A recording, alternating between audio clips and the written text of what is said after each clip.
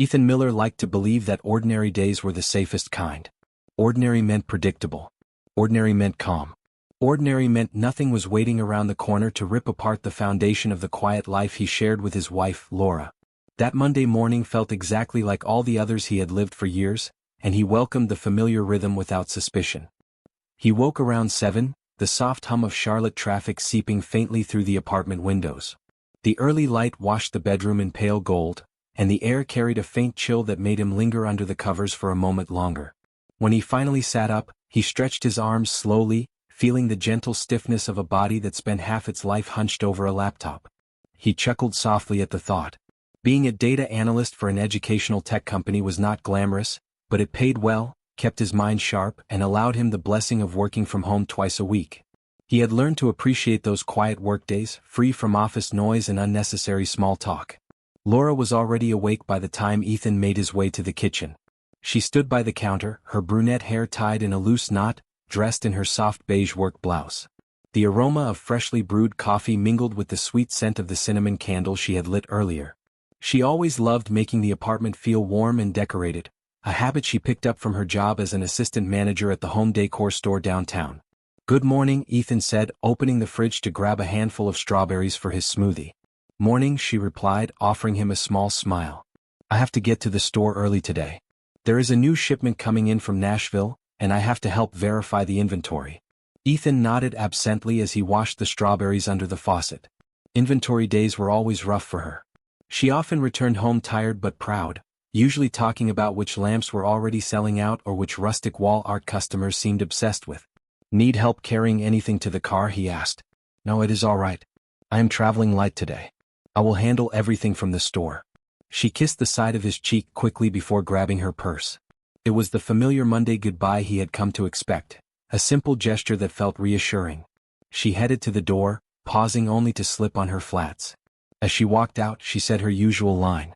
"If you need anything from downtown, text me." "Will do," Ethan replied, and the door closed gently behind her. He stood alone in the quiet kitchen for a moment, feeling the warmth of the kiss fading from his skin. Everything felt perfectly normal.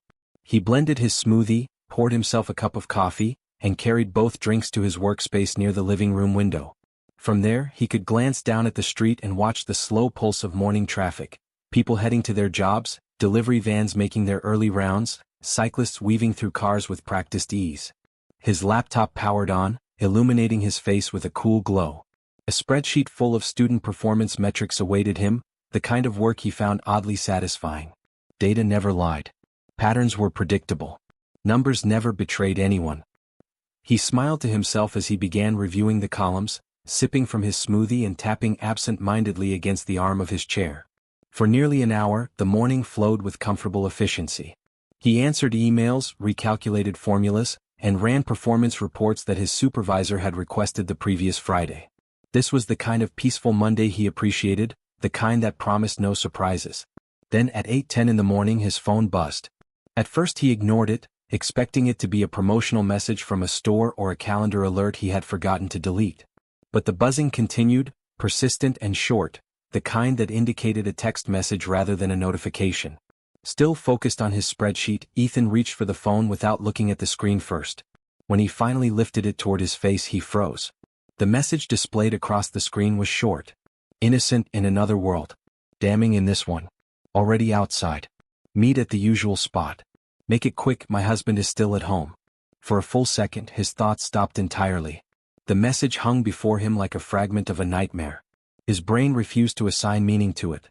It felt impossible. Unreal. Like something sent to the wrong number. But it came from Laura.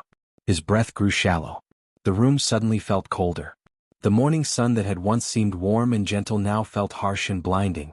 He read the message again and again and again, trying to invent a scenario where those words meant anything other than what they clearly implied. Usual spot. Make it quick.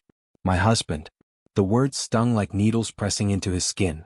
Ethan lowered the phone slowly, his hand trembling more than he wanted to admit. Every ordinary detail of the morning suddenly felt staged, as though Laura had walked through the apartment pretending everything was fine, pretending nothing was happening behind the scenes. He stood up, his legs shaky, and walked to the window. Down on the street, cars moved calmly, the world continuing in its normal rhythm. Nothing about the Monday morning outside had changed. But everything inside him had shifted. The foundation of his marriage felt suddenly fragile, as if a fissure had silently cracked through it. Laura had said she was heading to the store early to check the inventory. That was 30 minutes ago. Was she really on that route, or had she been lying from the moment she woke up? The silence of the apartment pressed heavily against Ethan. He returned to the table, sat down slowly and held the phone in both hands. His heartbeat echoed in his ears, loud and uneven. He did not know it yet, but this single moment, on this seemingly ordinary Monday morning, was the beginning of a story that would break apart everything he believed he understood about love, loyalty, trust, and the woman he thought he knew better than anyone. And this was only the beginning. Ethan stayed frozen in his chair long after the message stopped vibrating in his hand. The apartment around him felt unfamiliar, as though someone had quietly rearranged the air and tilted the ground beneath his feet. The stillness pressed in on him, amplifying every faint sound, from the refrigerator hum to the distant buzz of morning traffic outside. His breath felt uneven, tight, as if something heavy had settled in the middle of his chest. He read the message again. Already outside. Meet at the usual spot. Make it quick, my husband is still at home. The words cut deeper with every repetition. His mind tried to assemble alternative explanations, desperately searching for any angle that made sense. Maybe it was meant for someone else. Maybe Laura was playing some kind of joke. Maybe it was autocorrect. Maybe there was some inside reference he had forgotten. But none of those excuses held up for more than a second. The wording was too specific. Too intentional. Too damning. Ethan placed the phone face down on the table as though the screen itself burned him. He leaned back in his chair, closing his eyes tightly. His heart pounded so forcefully he could feel it in his throat. The bitter aftertaste of his smoothie lingered unpleasantly, and the scent of the cinnamon candle that once felt comforting now made him nauseous. He inhaled shakily and stood up again, pacing across the living room. Every passing second made the truth harder to deny. Laura had lied about where she was going. She had lied with a straight face, kissed his cheek, grabbed her purse and disappeared out the door. And whoever she meant to meet was someone close enough, trusted enough, familiar enough to have a usual spot. That phrase echoed relentlessly in his head. Usual spot. How many times had she gone there? How long had this been happening? Had it started recently? Had it started months ago? Had she been pretending their marriage was fine all this time, masking whatever secret life she was building outside their home? Ethan pressed his palms against his forehead, trying to steady his thoughts. He remembered their Saturday night movie tradition, the way she would curl next to him under a blanket, laughing at the same scene she did years ago. He remembered the way she held his hand while they walked through grocery aisles. He remembered how she cried with him when they lost his father 2 years ago. There had been love. There had been trust. There had been something real between them.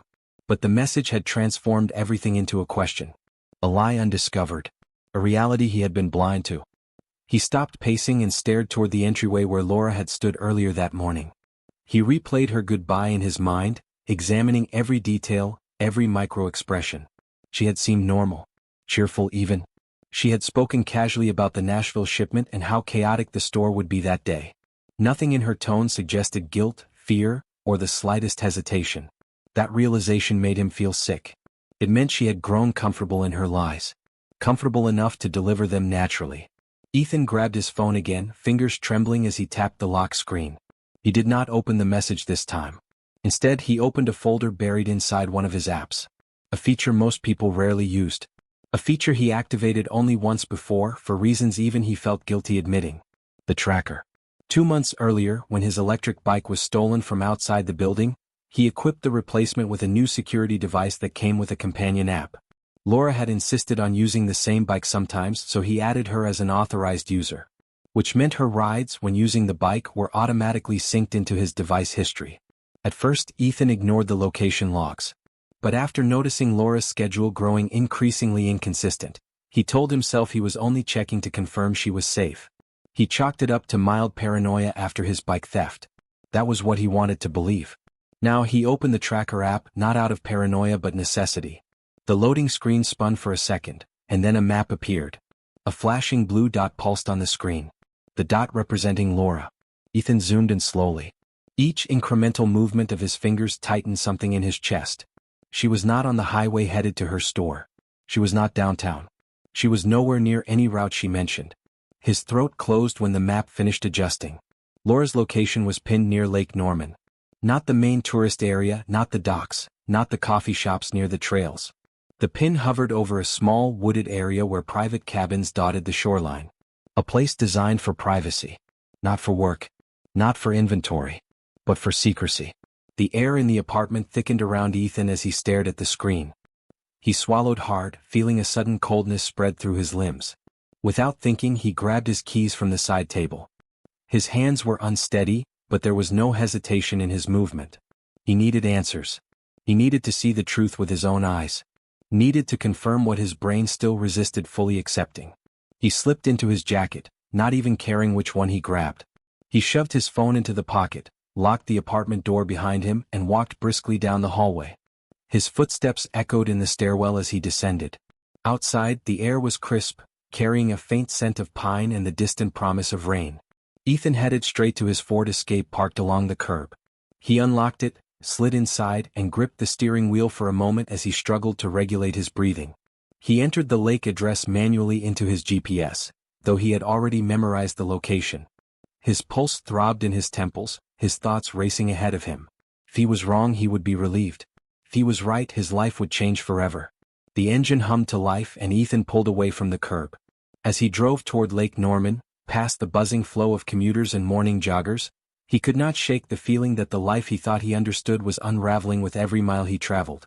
The truth was waiting for him at the end of the route, and he feared it more than anything. Ethan drove out of Charlotte with a focused intensity he rarely felt, gripping the steering wheel so tightly that his knuckles turned pale. The morning sun had risen higher, casting long beams through the windshield as he merged onto the highway. Cars zipped past, their drivers absorbed in their own separate worlds, unaware that a man among them was quietly unraveling. For the first several minutes, silence filled the car except for the murmur of the engine. Ethan replayed the message in his mind again and again until the words began to feel unreal, like a cruel echo instead of a sentence typed by the woman he had built a life with. Already outside. Meet at the usual spot. Make it quick, my husband is still at home. His jaw clenched involuntarily every time he imagined Laura typing those words with steady hands, likely smiling at someone who should not have been receiving them. Every instinct inside him screamed for answers. But the truth was a double-edged blade. Whatever he discovered at the end of this drive would either save him or break him. He was not sure which he feared more. He glanced briefly at the phone screen mounted near the dashboard. The blue dot that marked Laura's location sat motionless near Lake Norman. She wasn't driving. She wasn't running errands. She wasn't even pretending to be anywhere near her workplace. She had gone to that cabin. That cabin deep inside the wooded shoreline. That place she called the usual spot. Ethan pressed down on the accelerator slightly, the hum of the engine rising. The tall pines lining the road blurred past him as he entered the outskirts of the lakeside community. Houses shifted from brick neighborhoods to spacious homes with wide lawns, then eventually to sparser, more private properties surrounded by trees. As he drove deeper into the rural roads, he found himself remembering Laura's demeanor over the past few months. Moments that once seemed harmless now took on darker meanings. The random nights she arrived home smelling like unfamiliar cologne but claimed she had helped close the store early. The new outfits she bought, saying they were for store promotions.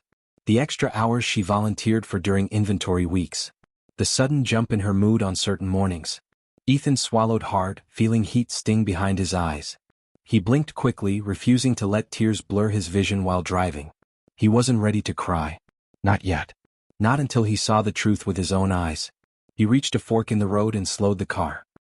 His GPS directed him left, down a quiet lane that disappeared into a dense grove of tall, swaying trees. The path narrowed and the asphalt turned rough beneath his tires. Each passing minute brought him deeper into an isolated area, far from the sounds of the city. The peacefulness of the forest felt eerie now. Wrong. Too quiet. Too distant from everything he knew. After several minutes of winding through the trees, the canopy overhead thinned, revealing a subtle glimmer through the branches. Lake Norman was visible in the distance, shimmering under the mid-morning sun. Small docks jutted into the water and birds skimmed across the surface. It would have been serene under different circumstances. Ethan's stomach tightened as the GPS announced that he was nearing the location. 50 yards. 30 yards. 10. Then through the trees he saw it. A small wooden cabin nestled near the shoreline, partially hidden by overgrown shrubs and tall pines. The structure had a narrow porch, 2 rocking chairs and a faded tin roof. It looked like it belonged to a world untouched by time. The kind of place a couple might rent for a romantic weekend. The kind of place chosen for privacy, secrecy, affairs. Ethan slowed the car to a crawl as he approached the clearing, his heartbeat growing louder with every inch he moved forward. Then he saw the first sign confirming his worst fear. A silver sedan, Laura's, parked neatly outside the cabin. He inhaled sharply, gripping the wheel until his hands hurt. For a few moments he couldn't breathe. He simply stared at her car as though willing it to vanish, as though its presence alone had rewritten the last 12 years of his life. The windshield reflected sunlight, preventing him from seeing whether anyone was inside. But the stillness around it told him everything he needed to know. Laura wasn't shopping. Laura wasn't verifying inventory. She was inside that cabin. Inside that hidden place. But she wasn't alone. Ethan's gaze slowly drifted to the vehicle parked beside hers. A red SUV. Not just any red SUV. Connor Hayes' car. Ethan knew it instantly. He had seen it pull up in their parking garage too many times. Connor had given Laura rides after work on several occasions, claiming her car was in the mechanic's shop. Ethan had never questioned it. He had even offered him beer at the apartment during a staff holiday gathering. Seeing Connor's car now in this place beside Laura's was a punch straight to Ethan's chest. A cold wave washed over him.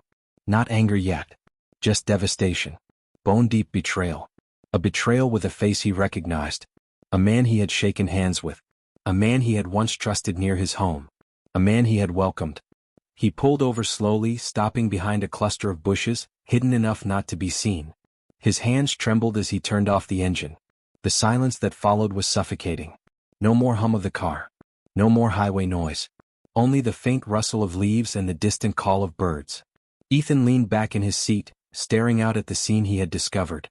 He felt hollow. Like his soul had detached and was hovering above him, observing the collapse of everything he believed. He reached into his pocket and pulled out his phone. His fingers hesitated for a second. Then he opened the camera app. His thumb hovered over the record button. Part of him felt sick doing this. Another part of him knew he needed proof. Not just for himself but for whatever came next. Whatever hellish reality he would soon face. He hit record. The red light blinked on. The screen captured the scene before him. The two cars. The cabin. The stillness of a betrayal in progress. He lowered the phone slowly, exhaling a trembling breath. He wasn't ready to confront them yet. But he needed to see them. He needed to know exactly what he was dealing with. He needed to witness it with his own eyes, no matter how much it destroyed him. He sat there waiting. Waiting for the cabin door to open. Waiting for the truth to walk into the daylight. Every passing second felt like an eternity. Every sound made his heart jolt. Then at 9:02 the cabin door creaked. Ethan's entire world braced itself. The cabin door opened with a slow, drawn-out groan, the sound hollow and eerie in the quiet lakeside air. Ethan straightened instinctively, though his body felt heavy, as if every muscle resisted what his eyes were about to witness. His phone trembled in his hand as he lifted it, making sure the camera captured the porch, the door, and the two cars standing like silent accomplices in the clearing. For a heartbeat, nothing happened. Only the open doorway stared back at him, a dark rectangle cut into the faded wood. Then a shadow shifted inside. A figure moved. And finally, Laura stepped into the daylight. She was still wearing the clothes she had left the apartment in. A light beige blouse and dark jeans, though now her blouse looked slightly wrinkled, the collar uneven as if hastily adjusted. Her hair, usually tied neatly, hung loosely over her shoulders with strands out of place. She lifted a hand to tuck her hair behind her ear as she looked around the clearing, unaware she was being watched. Her movements were relaxed, comfortable, familiar, as if she had done this many times before. Ethan felt something sharp twist inside his chest. It was not anger yet. It was grief. A crushing, suffocating grief that clawed up his throat and threatened to choke him. Laura took 2 steps onto the porch, breathing in the lakeside air the way she always did when they visited nature trails together. She seemed so at ease, so unbothered by the betrayal she was committing. It was that comfort that hurt the most. The effortless way she carried her lies. Then another figure appeared behind her. Connor Hayes stepped into view. He was taller than Laura, his presence filling the doorway as he adjusted the collar of his denim shirt. His hair was slightly tousled, and he wore the same confident half-smile Ethan had seen dozens of times at office gatherings. Only now that smile felt poisonous. Unforgivable. Cruel. Connor placed a hand casually on the doorframe, then reached down to pick up his jacket. He glanced at Laura with an expression Ethan had never expected to see directed at his wife, warm, intimate, territorial. They exchanged a brief comment Ethan could not hear, but he saw Laura laugh softly, her shoulders relaxing as she stepped closer to Connor. The two of them stood there like a couple ending a peaceful weekend getaway rather than sneaking away behind the backs of their spouses. Ethan's pulse hammered in his ears. Then, in one smooth motion, Connor slid a hand around Laura's waist. And Laura allowed it. She leaned into him, her body fitting against his as though they had done this more than once. More than twice. More than enough times to grow comfortable with it. Connor dipped his head and kissed her. Not a quick kiss, not a panicked kiss, but a slow, practiced, familiar one. A kiss that came with history. Ethan's hand tightened around his phone, the device trembling with the force of his grasp. He forced himself to keep recording, even as his chest felt like it was being crushed. His breath stuttered, catching painfully in his throat. For a moment he thought he might actually lose control of himself right there in the car. Laura's hands slid gently up Connor's back, a tender gesture she used to reserve only for Ethan. Her fingers curled lightly around the fabric of Connor's shirt before she finally stepped back, smiling softly as they lingered in the moment. Ethan felt that smile like a knife to the ribs. When they finally separated, Connor placed a hand on Laura's cheek. She closed her eyes, leaning into the touch as if savoring the last quiet seconds they had before returning to their real lives. The lives they lied about. The lives they pretended to honor. Ethan lowered his phone, his body shaking. His breathing was shallow and uneven. He had imagined many scenarios during the drive, but none of them compared to the brutality of the truth laid out in front of him. Seeing it was far more devastating than suspecting it. They walked off the porch together. Laura headed toward her silver sedan while Connor made his way toward his red SUV. They exchanged one last look before opening their doors. Connor mouthed something. Ethan could not hear it, but Laura's small, pained smile told him the message was intimate. Loaded. Meaningful. A message that belonged to someone she now held closer than her own husband.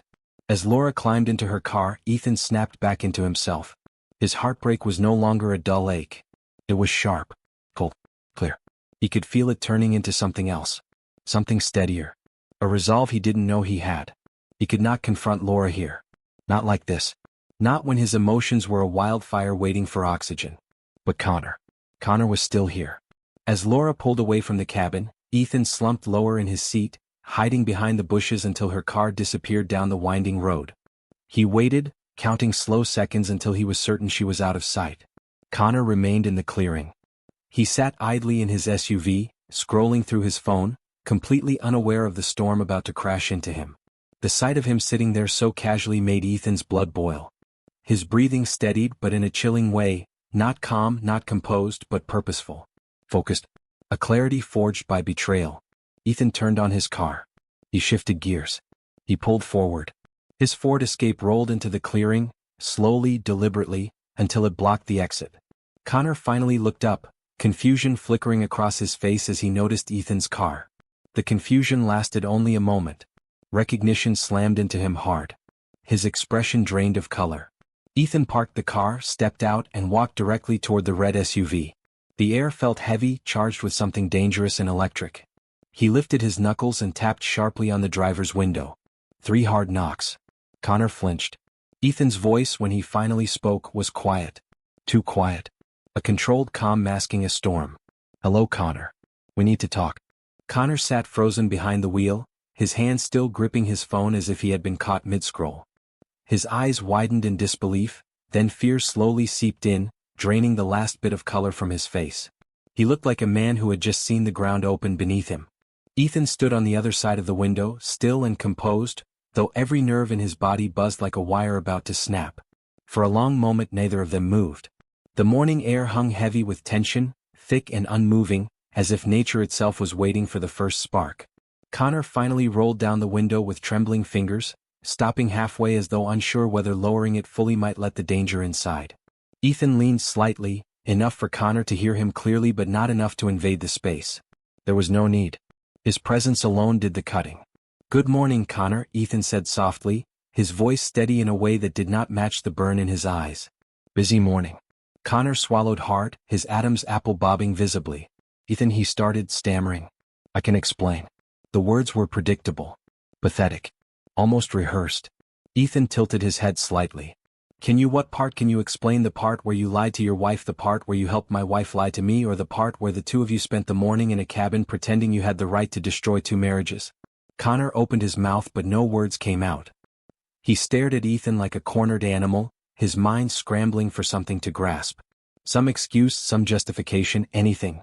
Ethan stepped closer, looking down at him with a cold patience that made Connor's hands shake even more. Tell me, Connor. I want to hear the version you think makes any of this acceptable. Connor hesitated, his breathing shallow. Eventually he whispered, it was a mistake. We never meant for it to go this far. Just happened. Happened, Ethan repeated, the words slicing out of him with a quiet venom. His lips curled slightly, not into a smile but into something far sharper.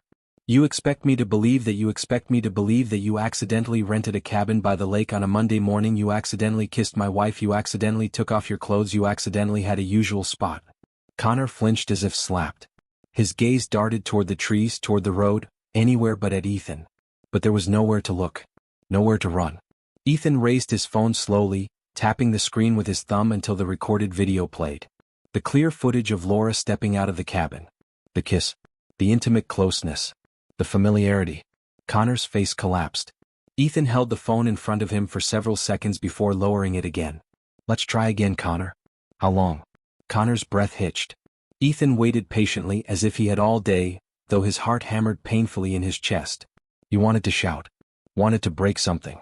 Wanted to tear the clearing apart with his bare hands. But he did none of those things. He stood still, quiet, controlled. It terrified Connor more than rage ever could. 6 months, Connor whispered. Ethan's lips parted. He felt the truth settle inside him like ice. 6 months. Half a year. 2 seasons.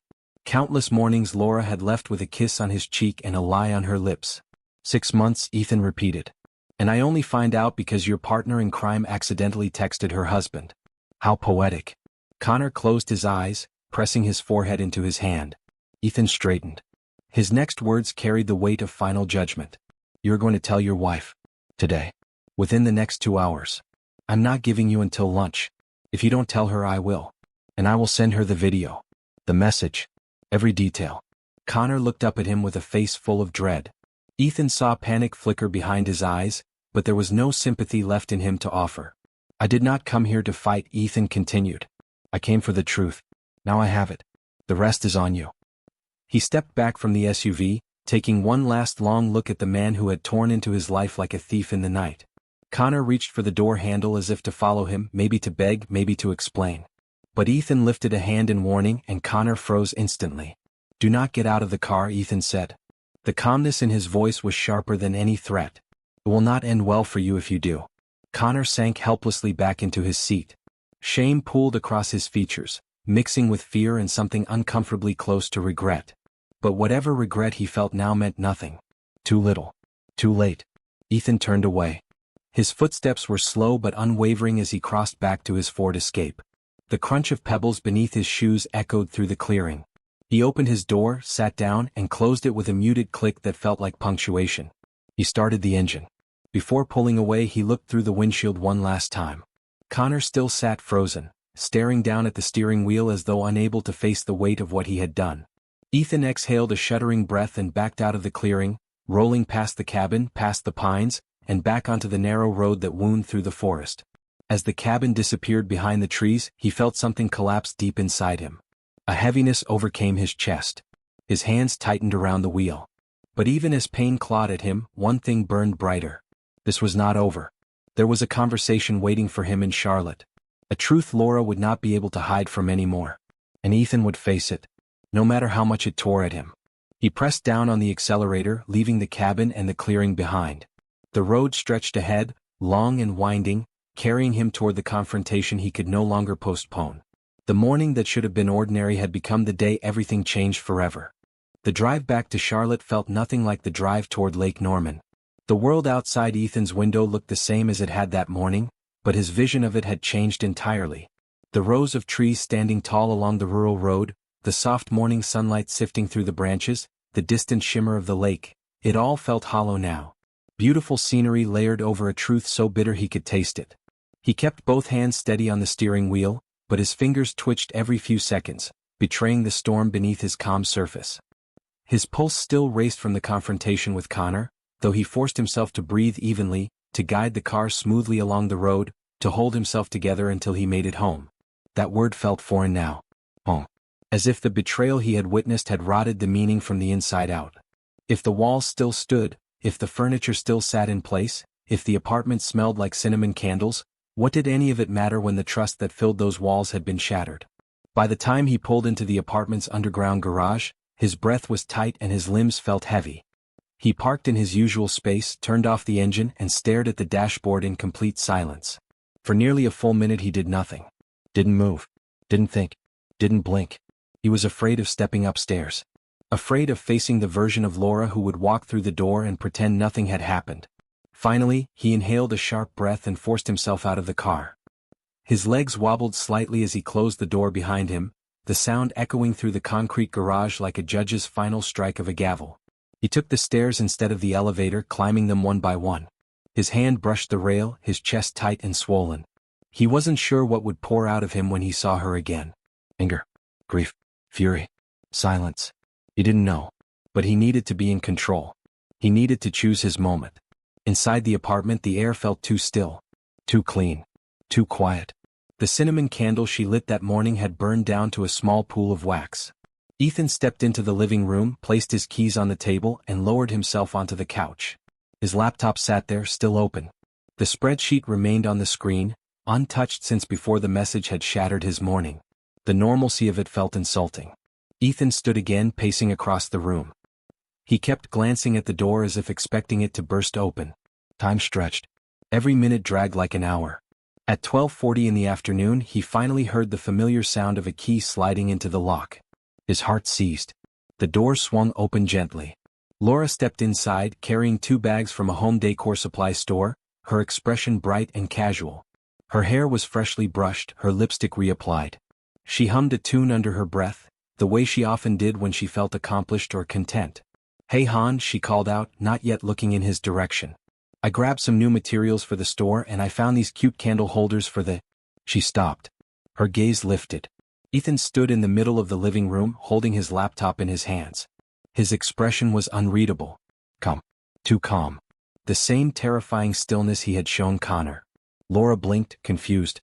"Ethan, what are you doing? Why do you look like that?" He didn't answer. Instead, he clicked the spacebar. The video began playing on the laptop screen. Clear. Sure. Undeniable. Laura stepping out of the cabin. Connor following her. The kiss. The embrace. The familiar intimacy. Laura's breath hitched as she watched. The grocery bags slipped from her hands and thudded onto the hardwood floor. Her face drained of color until she looked like a ghost wearing Laura's skin. Her mouth parted, trembling. Ethan said nothing. He only held the screen pointed at her, letting the truth speak in brutal silence. When the video ended, the final frame frozen on Connor's hand cupping her jaw, Laura finally found her voice. "Ethan, please listen. I can explain." "Explain," he echoed quietly, lowering the laptop. The word tasted bitter on his tongue, the same bitterness he'd felt hours earlier. "That's the second time I've heard that today." She staggered backward, grasping for the counter as though the room tilted beneath her. Tears formed rapidly in her eyes, spilling down her cheeks. "I made a mistake," she choked out. I wasn't thinking. I was confused. It wasn't what it looks like." 6 months, Ethan said sharply. His tone stayed calm, but the cold edge underneath made Laura flinch. "That's what Connor said. 6 months, Laura." She covered her mouth, her sob muffled. Ethan felt no softness toward her tears. He felt nothing but devastation stretched thin over quiet rage. "You told him you loved him," Ethan continued. His voice stayed steady. "You told him you were unhappy. You told him you wanted something new." Laura's eyes widened. "Ethan, you talked to him, you confronted him." "Of course I did." He held up his phone. "And I got the truth from both of you." Laura collapsed to her knees. Not gracefully. Not dramatically. She simply folded as if her legs couldn't hold her anymore.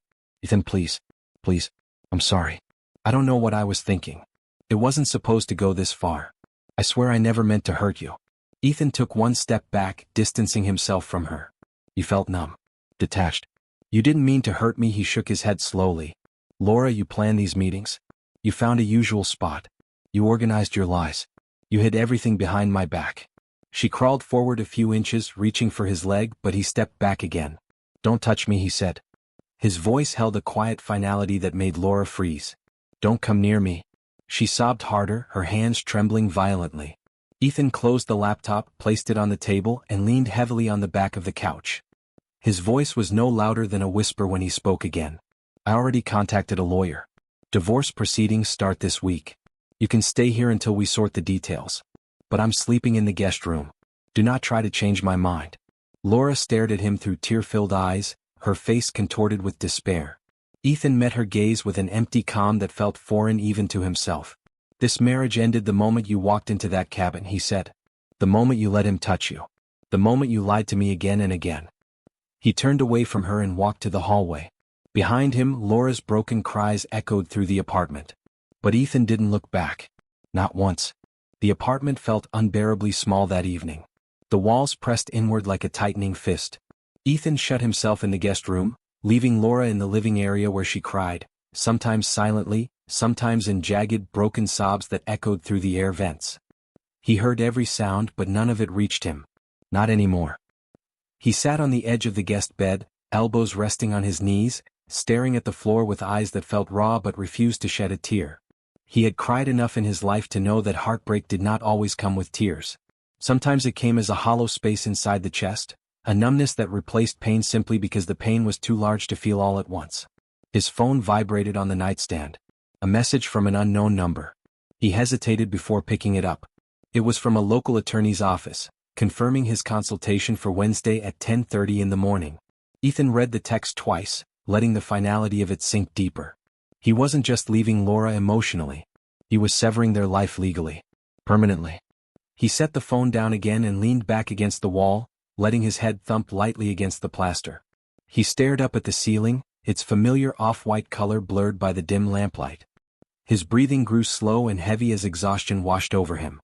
But before fatigue could claim him, he felt something else. A prickle of intuition. A whisper of suspicion. A sense that as terrible as the betrayal had been, something didn't fully add up. Connor and Laura had been meeting for 6 months. But the cabin. The secrecy. The timing. The lie about inventory shipments.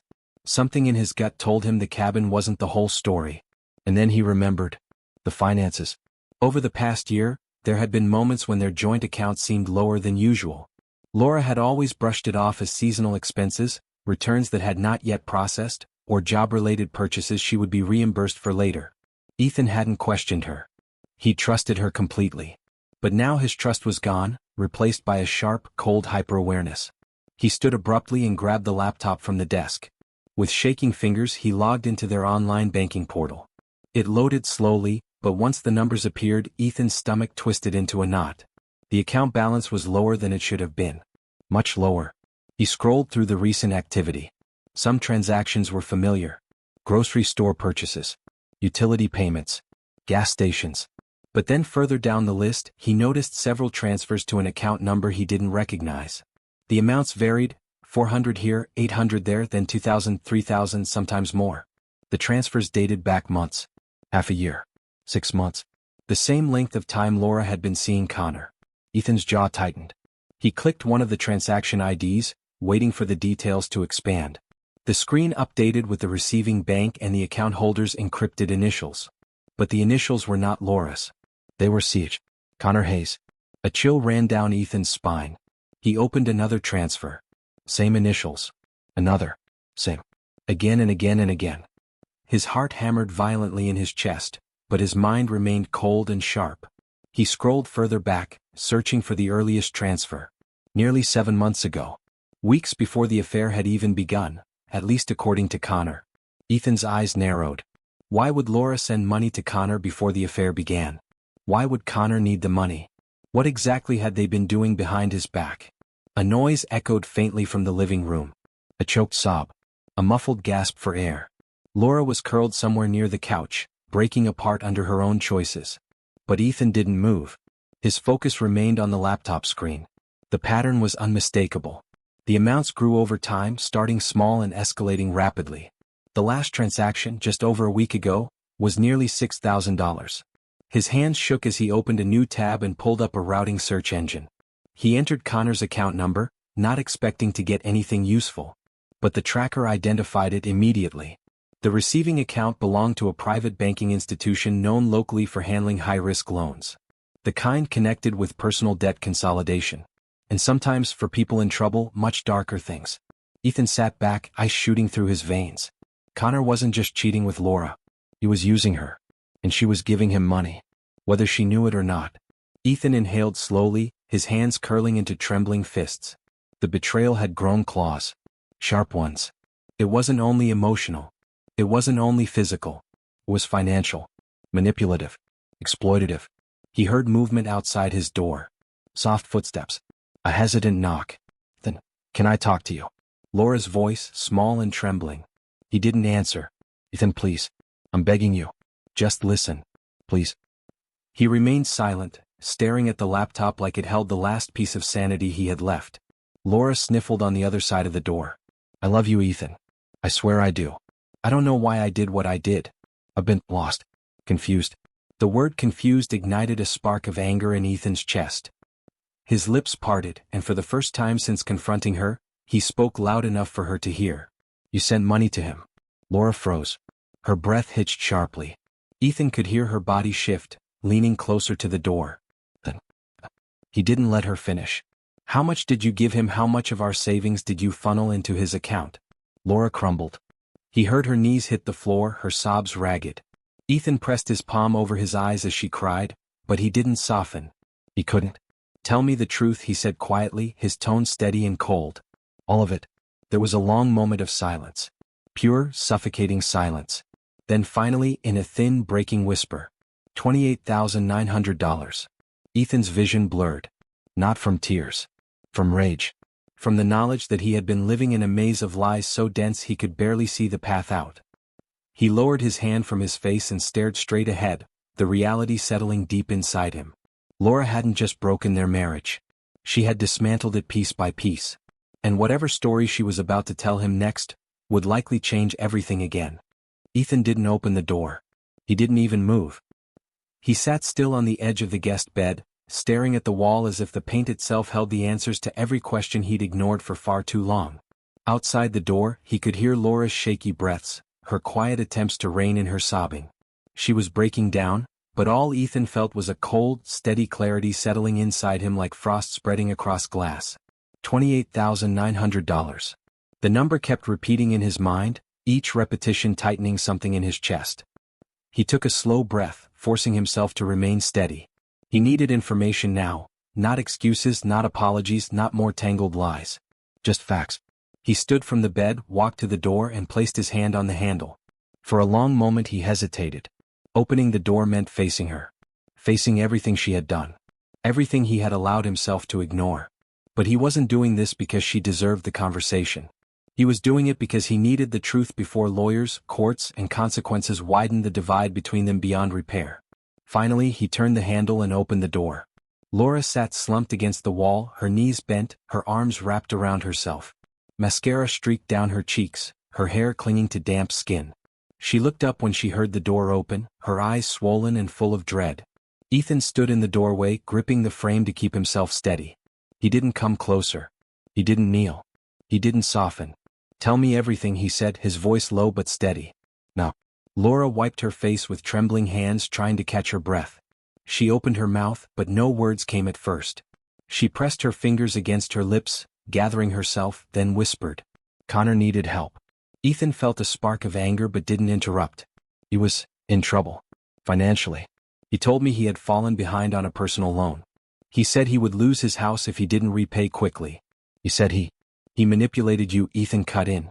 His tone was sharp enough to make Laura flinch. He made you feel sorry for him. And you gave him our money without even talking to me. Laura shook her head desperately. I thought I was helping someone. I thought I was doing the right thing. He said he would pay it back in a few weeks. Ethan scoffed. A bitter, humorless sound. Weeks. And yet you kept sending money for over 6 months. Laura hugged herself tighter, as if trying to hold together the pieces of her collapsing self. I know. I was stupid. Ethan, when he and I started talking more, I got confused. I felt seen again. Not because of the money. I swear. Just emotionally. Ethan stared at her, his expression unchanged. He felt like he was looking at a stranger wearing his wife's face. When did you fall out of love with me? He asked quietly. Laura's eyes widened with pain. I still love you, Ethan. I do. I lost myself. I felt trapped in a routine. I didn't feel like I mattered anymore. So you mattered to him. Laura winced. Not in the way I thought. He lied to me. About everything. Ethan nodded once, the gesture slow and controlled. I know he lied. I already confirmed the account he gave you is tied to a private lender he owes money to. You didn't save his house, Laura.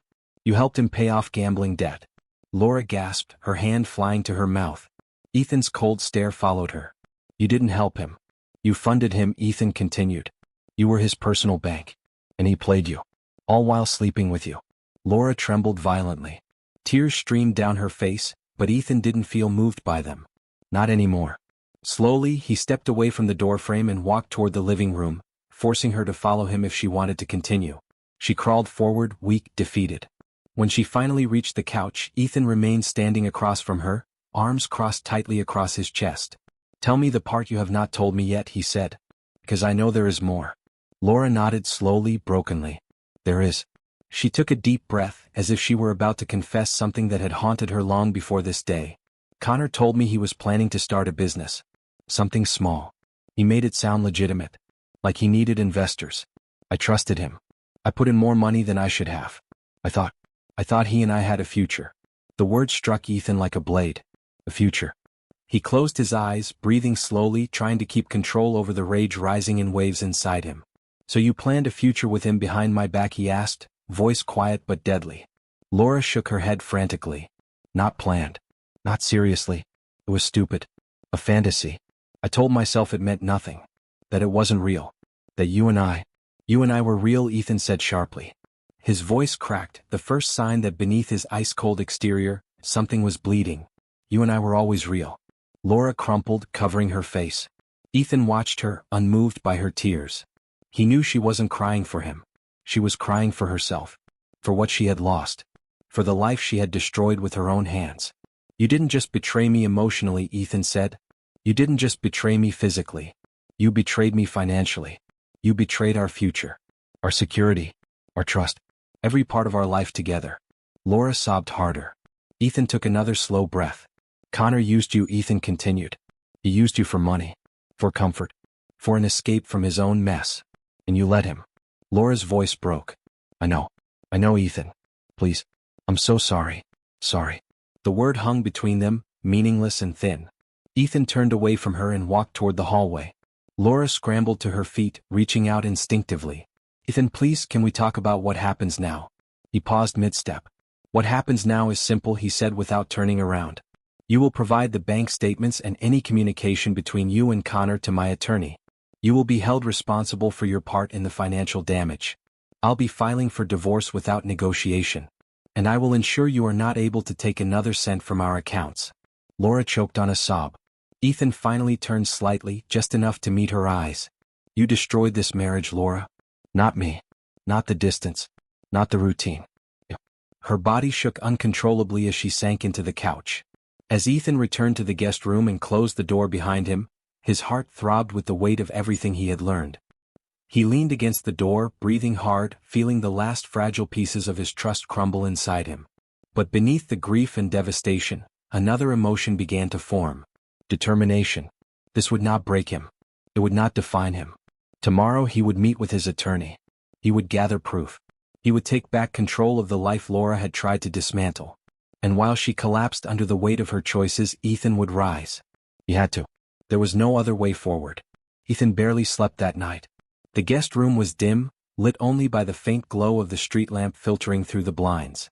Shadows clung to the corners of the ceiling, stretching long and still across the walls. He lay awake for hours, listening to the muffled sounds of Laura crying herself into silence on the other side of the apartment. Eventually even her sobs faded, replaced by a hollow quiet that settled like dust over everything.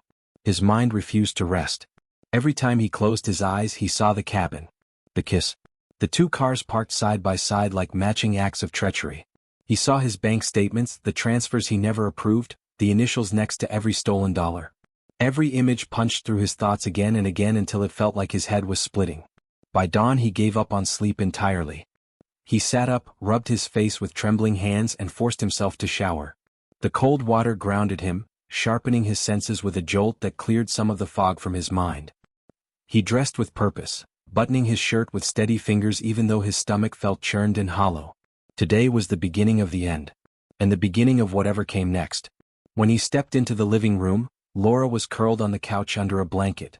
She looked like someone who had aged 10 years overnight. Her face was swollen, her hair tangled, her eyes haunted. She sat up slowly when she noticed him. "Ethan, please, can we talk?" He grabbed his keys from the table without looking at her. "There's nothing to talk about." She stood, clutching the blanket around her shoulders like a shield. "Please, just 5 minutes. Let me explain. Let me fix this."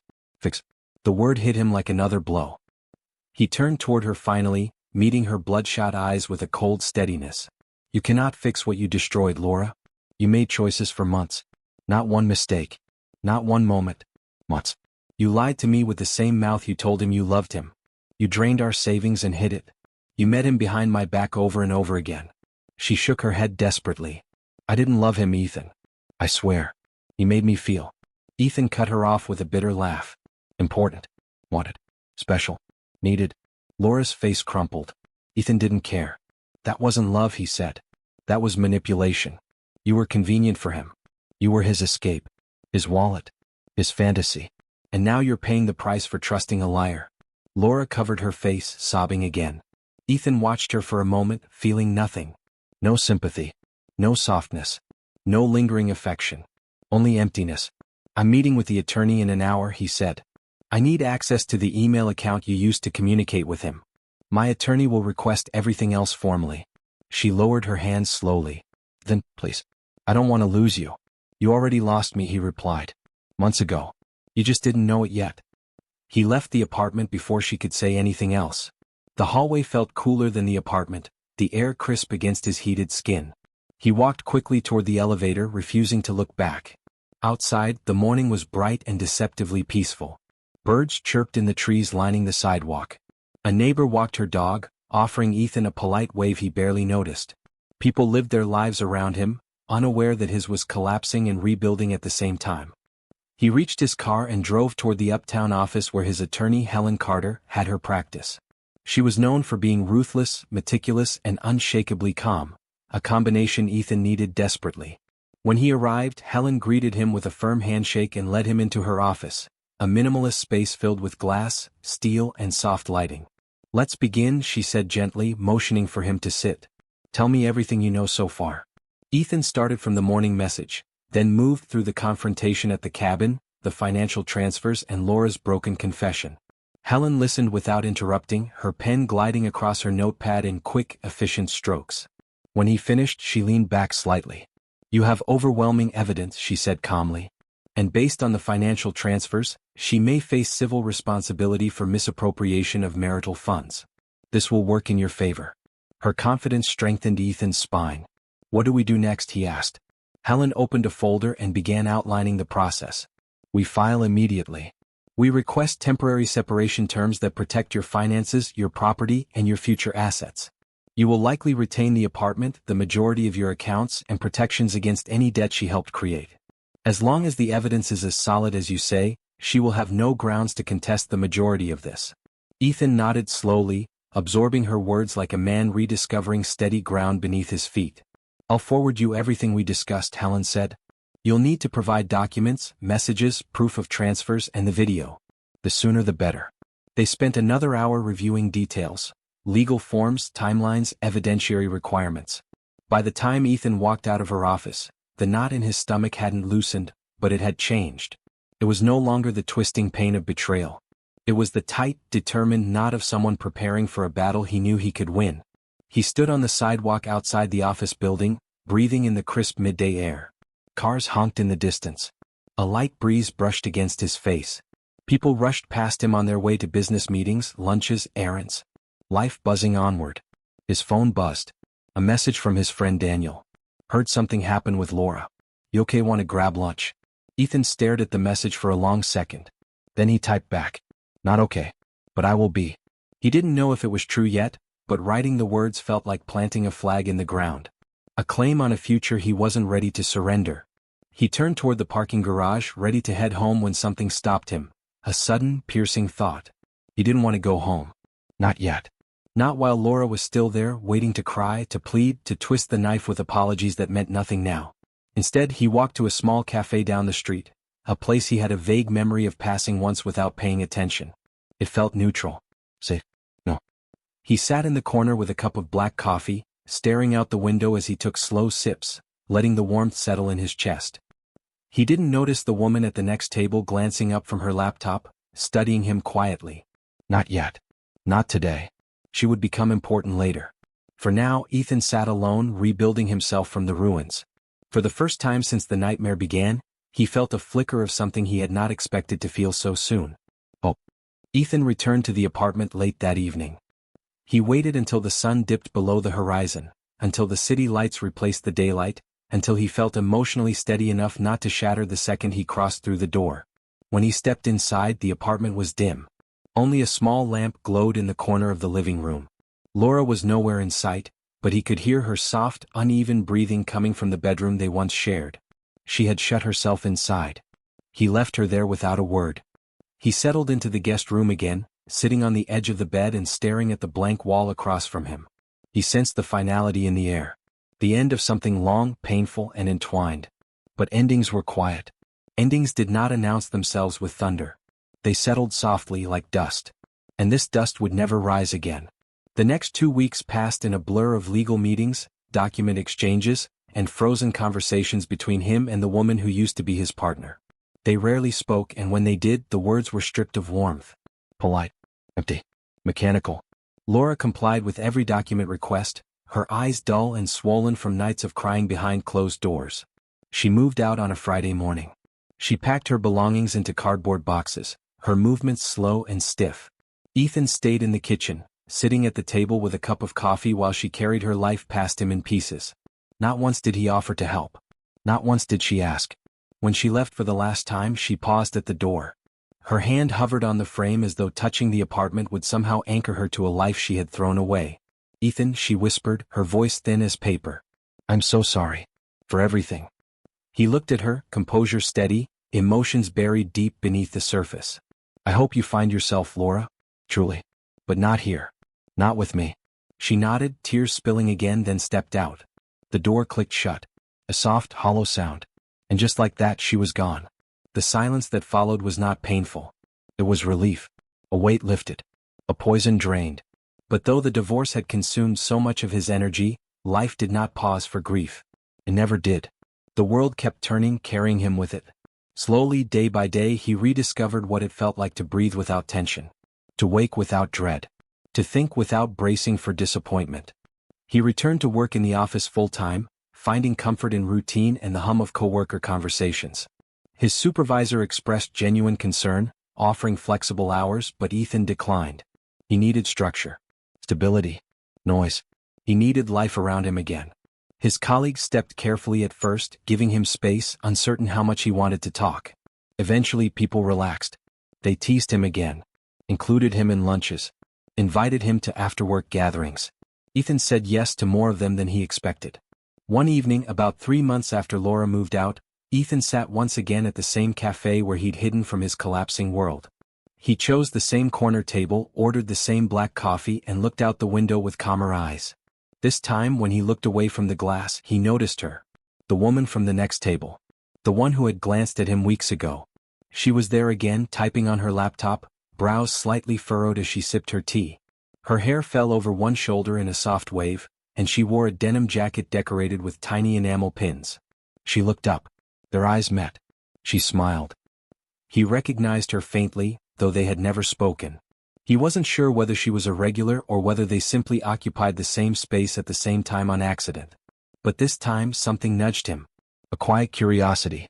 The first soft spark of possibility. He lifted his coffee slightly, a small, polite gesture of hello. She smiled more fully, then closed her laptop with a gentle click. Mind if I sit with you, she asked, her voice warm, steady, and without hesitation. Ethan gestured to the chair across from him. Please do. She sat down gracefully, placing her tea beside his cup. I'm Melissa, she said. We've passed each other here a few times. You always look like you're thinking about something big. Ethan chuckled softly. You're not wrong. Rough day, she asked with genuine interest. Rough year, he corrected, though his tone was lighter this time. Things are getting better. She tilted her head thoughtfully. Good. You look like someone who deserves better days. The simple kindness in her voice struck him unexpectedly deep. For the first time in months, it didn't hurt. It didn't sting. It didn't trigger memories or grief. It simply warmed him. They talked until the cafe lights dimmed for closing. They talked about work, hobbies, favorite movies, and places they wanted to visit someday. The conversation flowed easily, naturally, without force. Without effort. When they walked outside, the air was cool and fragrant with the scent of nearby magnolia trees. Melissa paused beneath a street lamp and smiled. I'd like to do this again sometime. Ethan met her eyes. Me too. And he meant it. In the months that followed, they saw each other more often. Dinners, quiet walks, movie nights. No fast promises. No declarations. Just slow, steady trust. Something Ethan thought he might never feel again. He told her the truth about his past one evening. Not all the details. Just enough. Melissa listened without judgment. Without pity. She simply squeezed his hand and said, You didn't deserve what happened. But you do deserve what comes next. And Ethan realized then that she was right. He had walked through fire. But he had not burned. He had rebuilt. 2 years later, standing on a shoreline far from Charlotte, Ethan held Melissa's hand while she laughed at something he'd said. Her smile glowed in the soft sunset and he felt peace. True peace. For the first time in so long he had forgotten what it felt like. He watched her point toward a line of pelicans gliding across the water, her eyes wide with the same wonder she carried everywhere. He felt warmth rise in his chest. Love. Real love. Earned love. Love without secrets. When she turned back toward him, he held her gaze and smiled. I'm glad I met you, he said softly. Melissa squeezed his fingers. I'm glad you healed enough to let me. Ethan inhaled the calm ocean breeze. The world felt open again. Beautiful again. His future stretched ahead, no longer tainted by betrayal, but shaped by resilience. He had emerged from the ashes. And life, quietly, patiently,